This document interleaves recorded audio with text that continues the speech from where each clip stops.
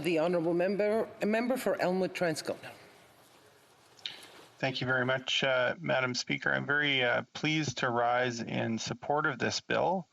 It's a bill that actually looks a lot like my own private member's bill C-212, which effectively seeks to do the same thing. It's in the spirit of an amendment that I tried to move to one of the government's most recent bills modifying the Employment Insurance Act for the purposes of the pandemic, where I sought to have the EI sickness benefit extended to 50 weeks.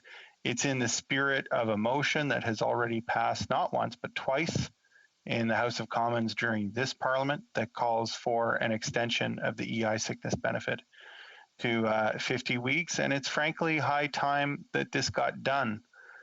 And I have to say, I have not found the government's response to this proposal compelling in the least. And I think that the member for Winnipeg North's previous intervention just 2 speakers ago illustrated the inadequacy of the government's response.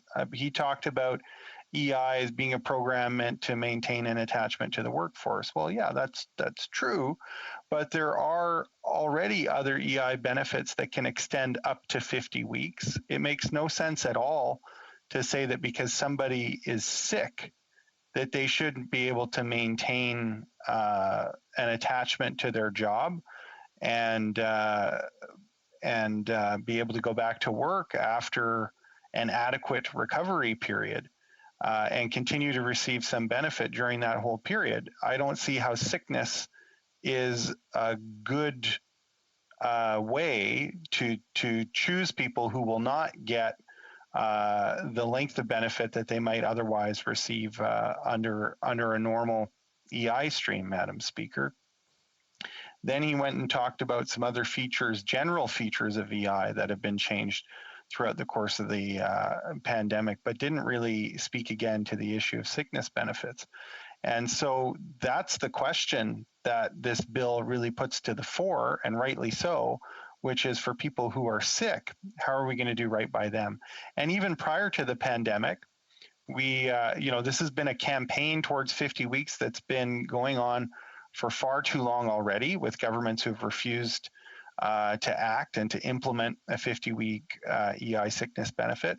We knew already that in terms of typical recovery periods for diseases like cancer, 15 weeks is simply not enough. But the pandemic has put this question into even sharper relief, because COVID-19 has led to the development of a condition that some people are calling long COVID, and there's a few other names out there like post-COVID syndrome, or they sometimes identify as COVID long haulers.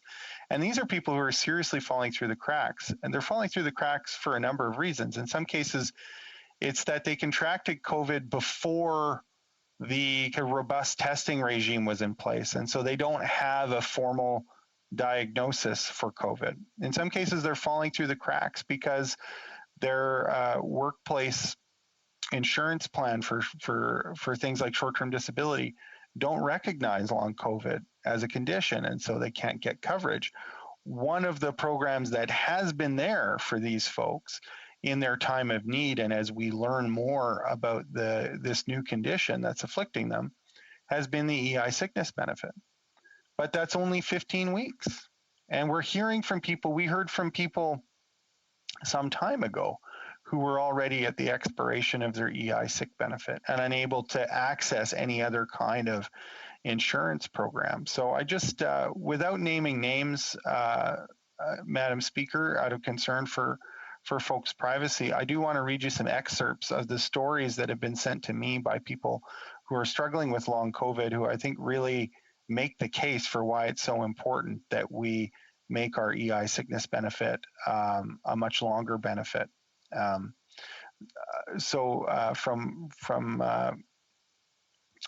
one woman who wrote to me, Madam Speaker, she says, "My symptoms started on April 2nd, 2020.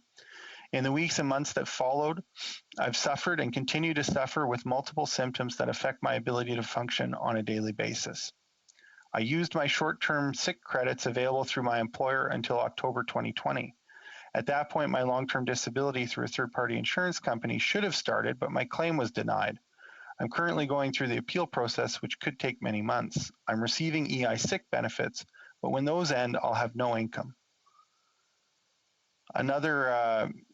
Another woman from Quebec, Madam Speaker, says, please help. I got COVID in March 2020. I've been sick since. I'm coughing uncontrollably, and because of the cough, I can't resume my job working on the phones or any other job. Even going to the store, I get stared at. I just exhausted my EI sickness benefits, and I have nothing else available to me. I'll be sick and homeless. 15 weeks is just not enough to recover. I want to work, but my doctor said that I'll end up being fired because of this cough. Another woman writes, Madam Speaker, I'm emailing on behalf of my 25-year-old child. They contracted COVID-19 at work at the end of May 2020 and have not been able to work since. They were eligible for CERB and received it until the end of September. They've been receiving the EI benefit since then, but are becoming concerned about what will happen if they continue to be unable to work when their benefits run out. A woman from Ontario, Madam Speaker. My husband and I are both COVID long haulers and are about to lose our home because of lack of government financial support. As a result of my insurance company denying my long-term disability claim, I've had to rely on employment insurance sickness benefits. But the 15 weeks of benefits to which I'm eligible are almost up, and I'll soon find myself without any income whatsoever. Though I've filed a lawsuit against my insurer, it could take up to 2 years for my case to be resolved. Madam Speaker, there's more. I'm sorry to say. We've heard from so many people who have really had no other resort in the pandemic than the EI sickness benefit. And despite the fact that there have been many changes made to the EI program on a very quick basis throughout the pandemic, there as of yet have been no changes made. Now, I know the government committed to extending the benefit to 26 weeks in the campaign, but those haven't surfaced in any of the legislative changes over the past year. They finally appear in Bill C-30, but what I can't understand is why the government would choose to go with only 26 weeks when we have an excellent bill like the one here before us today, when we've clearly demonstrated the will of the House of Commons to support a 50-week benefit. And when I tried to amend a previous government bill, Bill C-24, to include a 50-week benefit, one of the arguments that, frankly, I didn't find compelling, but that was made by folks on the government side was that, making changes to the software that undergirds the EI system is very difficult. And it's not just a matter of, putting in a new number of weeks in the system. It's very complicated according to them. So if this is supposed to be a once in a generation change to the EI sickness benefit, it would be a tragedy if it ends up only being 26 weeks. And future governments are going to make that same argument that we can't expand the number of weeks because the software doesn't support it.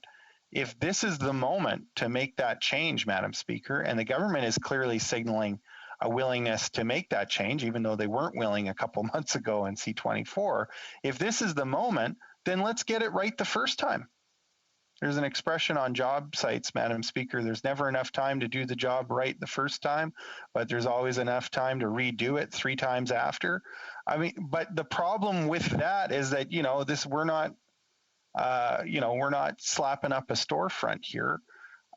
There are people who are sick now whose EI sickness benefits have already expired, people with that benefit on the cusp of expiring, who are going to suffer while the government struggles to get this right. And the way is clear.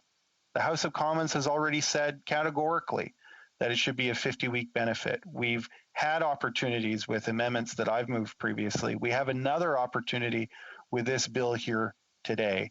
Let's get it right the first time. It's already taken too long, and do right by all those people who are out there suffering either with new conditions like long COVID or with long-standing conditions who have struggled to get their health needs met during the pandemic because our hospitals have rightly been